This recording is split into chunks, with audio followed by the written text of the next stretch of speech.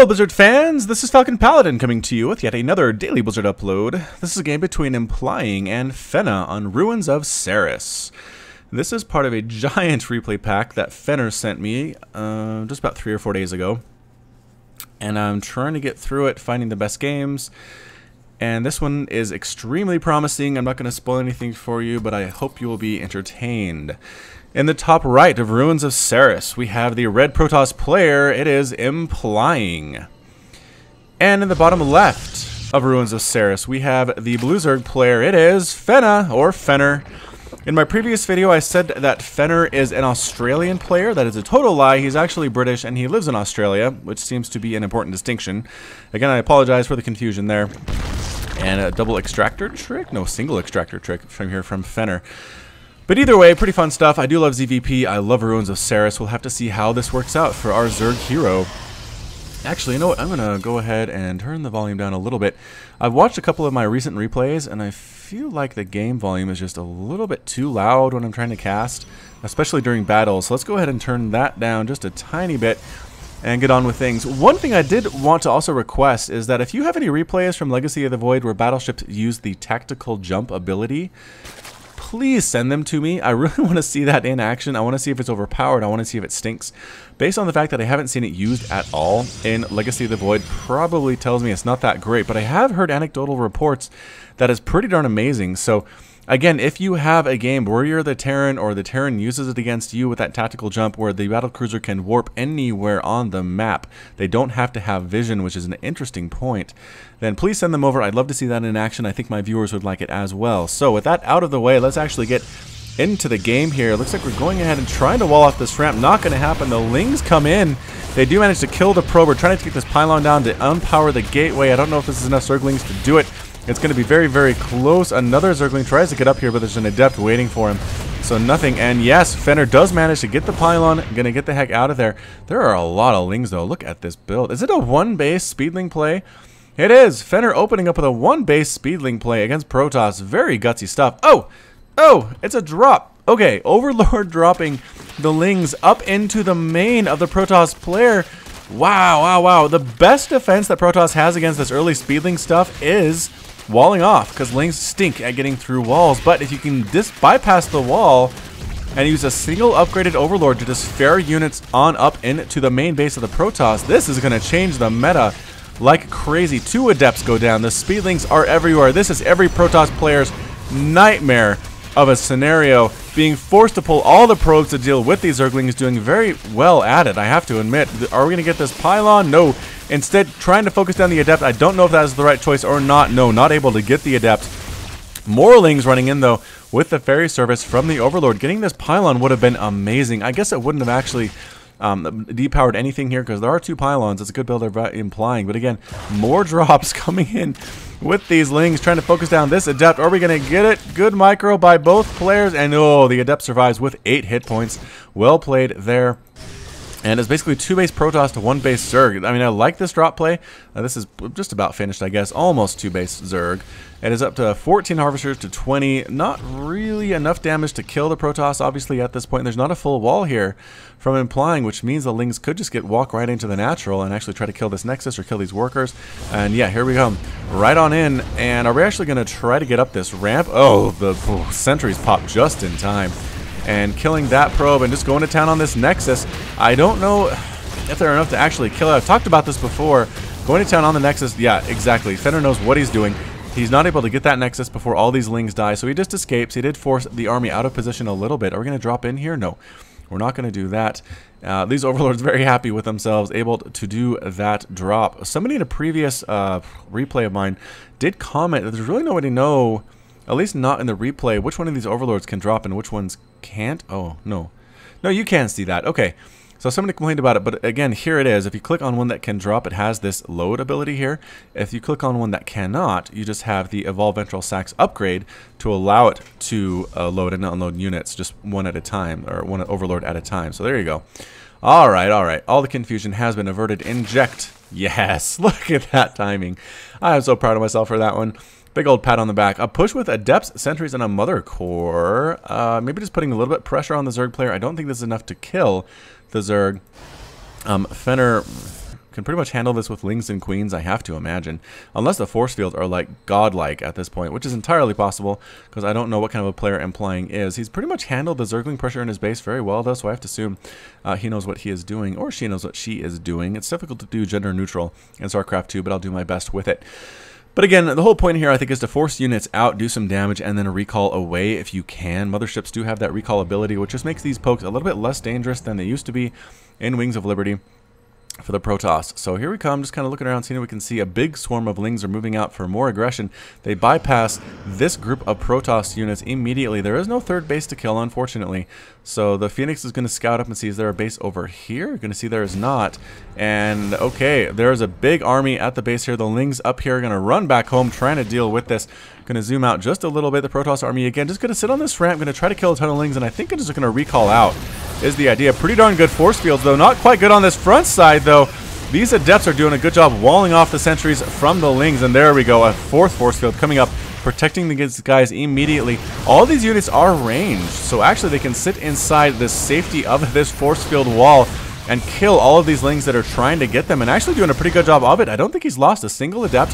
A few of them are injured, but none of them are dead. Okay, one dies as soon as I say that, because of course more force fields coming up the Lings, and there goes the recall. Bam. Back home, safe, no big deal. The Overlord's kind of sitting out here. They do scout out this third base that's coming up from Implying, which is an interesting StarCraft 2 name. Like it's a verb? I guess I don't really recall seeing many verbs in StarCraft 2 player names, but either way, the Lings are coming up. What are you doing with your gas, Fenner? That's what I want to know. I guess used a bunch of it here on this Overlord drop stuff, but the Lings come in, try to deny the third, but no way. There are Adepts, there are sentries. This is a pretty gas-heavy army. I guess we know. Oh, okay, that's where your gas went. Your gas is going into so many Banelings. Do you have Baneling speed up? Where is that Baneling nest?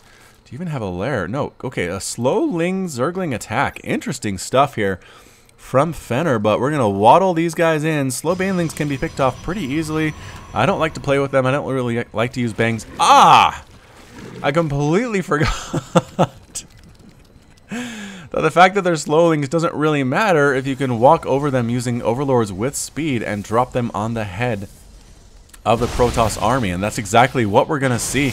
Here come the Overlords. The force fields are there, but it doesn't matter. Dropping Baneling Ring on top of everything, killing every single sentry. The Stalker's going to go down as well here. No, the Stalker lives. Excellent force fields, keeping a lot of these Lings in Baneling's pinned, but now they're out, and they're looking for blood. Wow. I've not seen Baneling Rain like that in a long time. That was fantastic play from Fenner. What's happening up here, though? Phoenix Scout? Yeah, Phoenix Scout. I'm like, what is under attack? I didn't miss anything. No. No, I didn't. So Lings and Banelings and dropping them from the air. The Lings are able to get in. No, a warp in of a Zealot. Two Zealots here to actually hold that natural. This is so frustrating for me as a Zerg player, because that wall comes up. You cannot get through it with Lings. But again, now that you can drop on over that wall, I feel a little bit better about my options, although the Overlords are going home. They're not going to be used for any drops anytime soon, unfortunately, which is just okay by me. I've seen enough drops for a while. I'm pretty happy about those, to be honest. Yep, and it looks like we have Implying ringing the base with these pylons, just to make sure he doesn't miss any drops that might come in. Might put a couple up here just to make sure he doesn't have full vision of this corner of his natural. The Ling's pretty much just holding map control right now. What else is Fenner going for? The drops were fun. The drops were cute.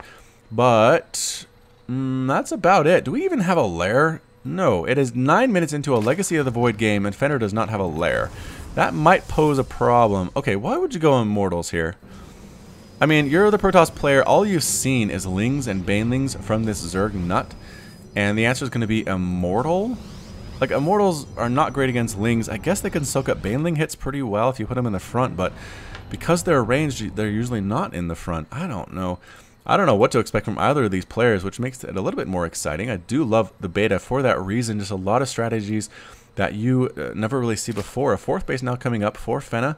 Are we stuck on 3 bases for Protoss? Yeah, not really feeling safe enough to take a fourth right now here at the 10-minute mark. Kind of weird to say, but again, the Legacy of the Void just gives you so many workers at the beginning. It throws off the timings for everything else. Just scouting out. Oh, perfect Ling Scout says, I wonder if there's a base here. And there is. And oh, the Ling couldn't deny it, though. That's a bummer. The Ling could have sat right here and denied that base for quite a while, but instead not able to do so. Big push out And still slow banelings for the Protoss player.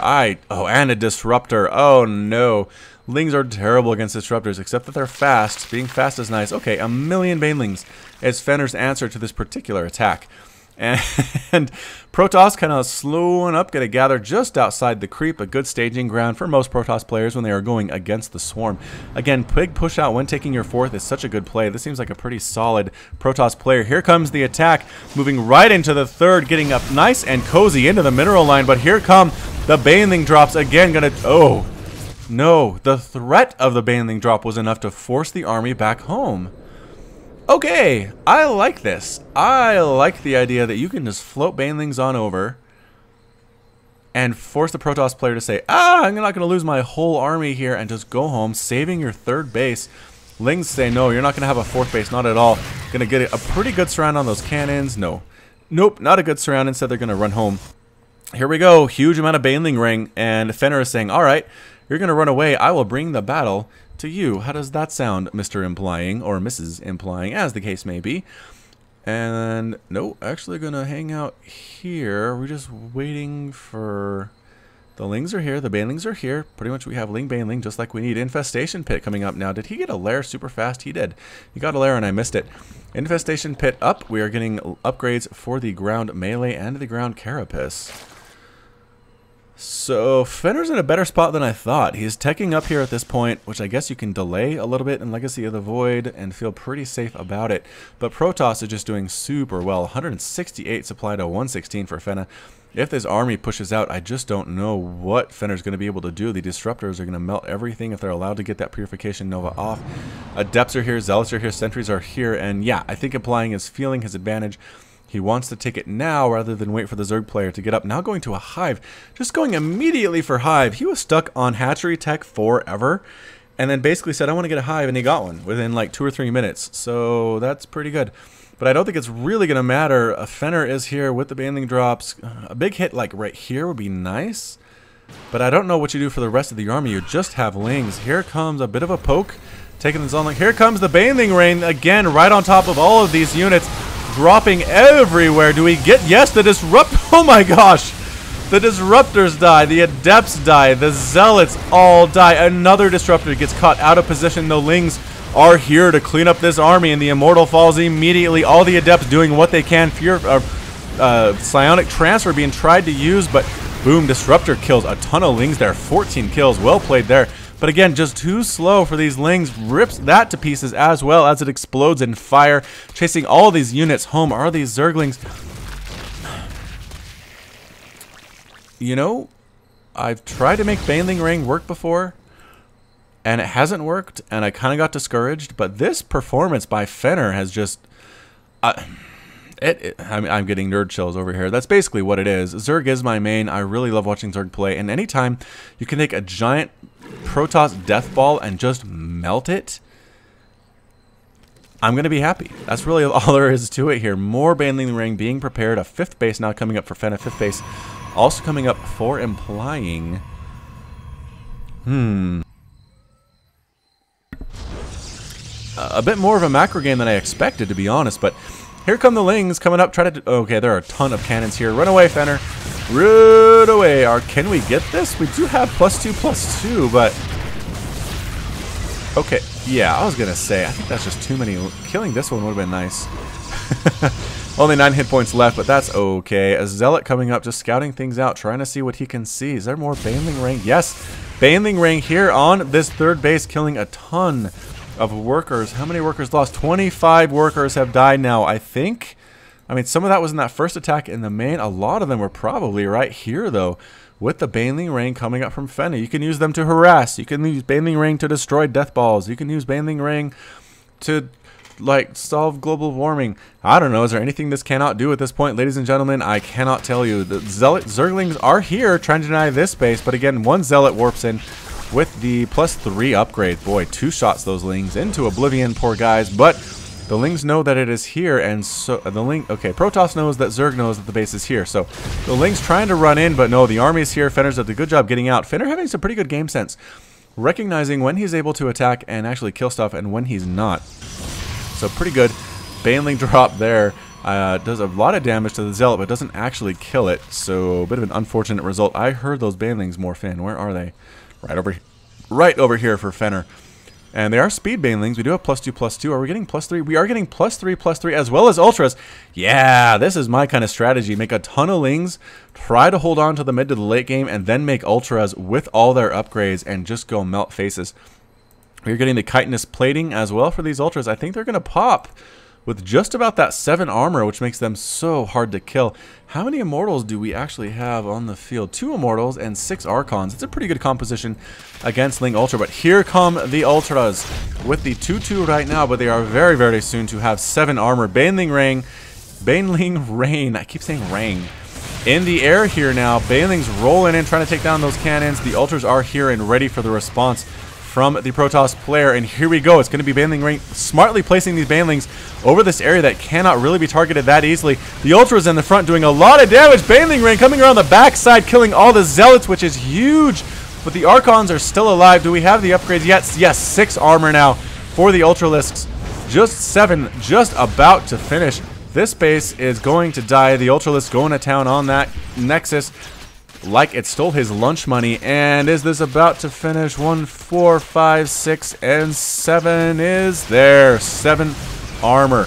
8 total. These Adepts do not stand a chance. That's it. Implying is defeated. Fenner is victorious in one of the more entertaining games I have cast in a long time. Wow.